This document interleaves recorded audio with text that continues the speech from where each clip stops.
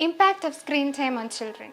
In today's tech and media-driven world, many parents use screens to keep young children entertained or distracted while they juggle other needs. It works. Screens captivate children's attention in a way almost nothing else does, allowing parents a bit of a breather. But the impact of screens on young brains is not so great.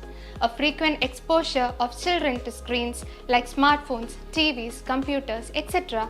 is posing serious challenges concerning their growth and development. While it can be tempting to allow screen time for children whenever they want it, there can be side effects too.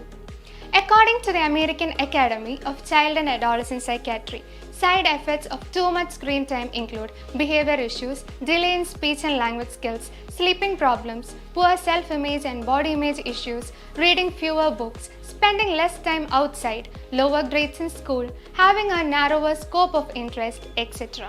Until babies develop, all language is non-verbal, so they depend heavily on looking at a face and deriving meaning from that face. Is this person happy with me or are they upset at me? The two-way interaction between children and adult caregiver is critically important for their brain development. These skills cannot be developed through a machine even if you show them captivating videos. For a brain to develop and grow, it needs essential stimuli from the outside world. More importantly, they need time to process those stimuli. While reading storybooks out aloud, it gives children time to process words, images and voices, and that ability starts to develop during the earliest years of a child when their brains are more sensitive to the environment around them. Whereas the constant absorption of on-screen images and messages affects their attention span and focus. The brain is wired to learn language from actively listening to adults and engaging in in-person interactions and conversations, which doesn't happen when the child is focused on a screen.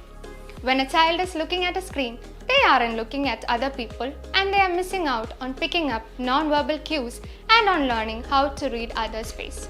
The basic pattern that has been found in dozens of studies is that children learn better from a person who is with them face to face than from a person on a screen, even if they are doing the exact same thing and if it is the exact same person. Setting limits on TV, video games and smartphones for kids isn't always easy in today's screen-filled world. But there are some tips that parents can use to decide how much screen time is reasonable for their kids. Parents can limit screen time for children by modeling healthy digital behavior, delaying introduction of screens, and setting clear and consistent rules. Parents need to be a good model for behavior. If your child sees you modeling non-screen activities like reading or sports, they will be more likely to want to do those things. It is also important to realize that you can't prevent children from using screens, but you can delay it by not giving screens to very young children. Screen time rules should be clearly explained in terms that the child can understand. As with any parenting rules, when enforcing screen time guidelines, consistency is key. Parents should be confident in asserting limits on screen time and ensure that other adults, example their grandparents, babysitters, etc., enforce those same rules when caring for their child. Even if you have to rely on screens, at certain moments, just make sure to control the quality of what they see and engage with them while they are watching.